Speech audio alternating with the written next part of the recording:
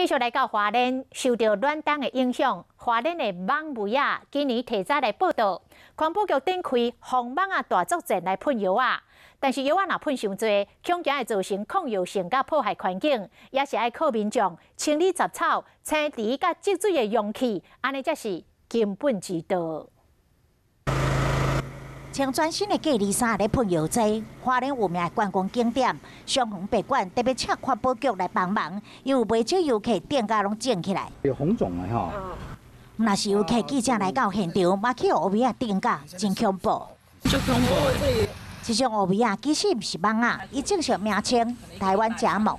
简单来讲，就是有侵它的地方，就是它存活的地方。全日照的状况下，它也是没有办法存活的。 因为非常细只蠓仔汤嘛无效，因此有真侪国小学生囡仔拢点个红大便。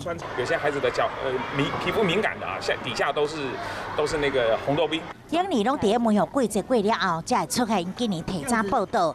若是伊伫喷这药剂咧，恐惊会造成伊会产生抗药性，嘛会破坏环境。因此环保局表示，要治本一定要靠民众做伙来清理杂草。 也阁有这青池，甲一寡会积水的干仔管仔，刮出的时阵嘛爱穿长仔衫，才会当减少伤害。